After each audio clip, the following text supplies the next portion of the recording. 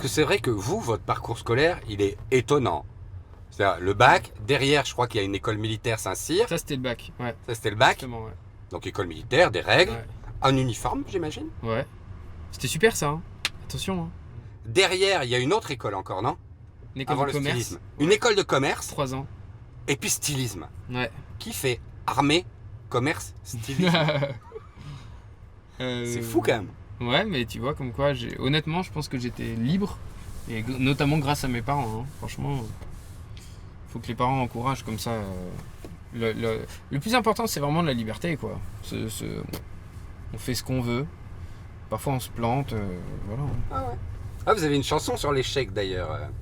Sur votre dernier disque qui s'appelle J'ai essayé. T'écoutes les albums en plus. Bah, évidemment. Ouais, Et j'ai essayé, exactement. C'est l'échec qui fait progresser. Donc la tôle, ça fait partie de la vie. C'est ce qui fait que la fois d'après, on corrige, on s'améliore. Ouais. Aussi qu'on réalise qu'on n'est pas à la bonne place, tu vois, il y a ça. Ouais. Quand t'es... voilà. Moi, en école de commerce, honnêtement, j'ai tellement pas brillé. C'était pas pour moi, voilà, c'est tout. Je suis pas fait pour être un businessman et tout, c'est comme ça.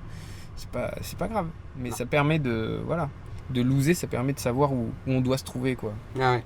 Mais j'imagine que pendant tout ce temps, la musique est évidemment là, par les chanteurs français, par etc., etc. Mais à un moment, entre faire de la musique et se dire à un moment, je vais l'enregistrer sur un petit truc, il y a un pas quand même. Alors c'est marrant parce que je pense que je l'ai fait très tôt, le pas de me dire je fais mes chansons.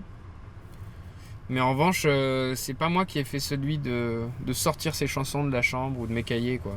Ça, c'est vraiment une rencontre, c'est ma manageuse, qui est toujours ma manageuse aujourd'hui, mais elle y croyait tellement plus que moi que seul, moi, j'aurais gardé mes chansons dans ma guitare, quoi. Ah ouais. Il n'y avait pas d'ambition. Honnêtement, non. Désolé, je vais pas... Bah, c'est pas grave. Mais non, mais tu sais pourquoi désolé? Parce que parfois, j'aimerais bien raconter le truc de faut suivre tes rêves et tout. Moi, j'ai pas suivi mes rêves, j'ai suivi mon envie à l'instant. Mais je me projetais pas, quoi. Voilà. Donc vous n'êtes pas obligé de suivre vos rêves non plus. Si vous en avez pas, vous en avez pas. En revanche, moi, je suis sûr qu'en revanche, suivre ce qu'on aime, c'est ça qui est important. Ouais. J'avais pas rêvé d'être un chanteur. J'étais très heureux à regarder Help Taxi. Je m'attendais pas à être là. Tu vois ce que je veux dire? J'avais pas besoin de ça du tout. Voilà, pourtant, je passe. Et quoi, c'est elle qui a dit attention, tes chansons, elles sont quand même un peu particulières, il faudra essayer. Oui, exactement. Ouais. Et vous le saviez pas? Qu'elles avaient un petit quelque chose? Pour être super honnête, non, mais je savais que je pouvais écrire des chansons. Et que quand j'entendais des trucs à la radio, tout ça, je disais, ah bah ça, je sais que je peux le faire. Voilà. Ouais. Donc, c'est pour ça, c'est pas du tout de la fausse modestie. J'étais très sûr de moi, sur ce que j'avais au fond et que je pouvais faire éclore. Mais j'avais juste pas pas cette volonté-là. Tu vois, je me voyais avec un métier un peu normal. Et une passion. Et ma passion qui m'occuperait la tête tout le temps. Et quand est-ce que le succès arrive alors? Alors pour moi, le succès, c'est dès qu'on a un public. Donc, pour moi, c'est ça. Ouais, mais vous voyez le sens de ma question. Populaire, quoi. Où ça devient préoccupant. Ouais. Bah, je pense qu'il y a des... Si vous demandez à mon équipe, il y en a qui vont vous dire ça, le premier album, la première tournée. Parce qu'on rappelle que sur le premier, il y a quand même Pala qui est là, qui est un ultra tube. Qu'est-ce qu'elle a, cette chanson, de différente des autres? De toutes les autres chansons qui font pas cet effet-là aux gens.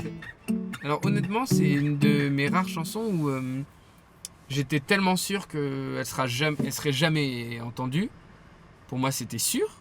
Vous avez du nez quand même comme mec, hein. Non mais c'est-à-dire, je pensais jamais la sortir. Ouais. Donc c'est une chanson... je pense que ça peut pas être plus personnel et intime parce que c'était pour moi, point barre. C'est pas comme les autres chansons. Parce que les autres chansons, quand même, à partir du moment où je sortais des albums, je savais qu'elles allaient sortir, quoi. Ouais. Tu vois. Celle-là, j'étais étudiant, j'étais en Angleterre. Avec une peine de cœur. Ma chambre... Ouais. Bah ouais. Bah ouais. Ma chambre, elle faisait 9 mètres carrés. J'étais là dans mon truc, c'était à Yesh. Bref, je réfléchissais pas. Donc les chansons où on réfléchit pas, c'est rare, c'est chouette. Voilà, ça se garde. C'est précieux pour un chansonnier. Ah ouais. C'est comme ça que vous vous définissez? Exactement. Ouais. Chansonnier, c'est beau. Je suis un chansonnier. Comme un cordonnier, mais avec des chansons.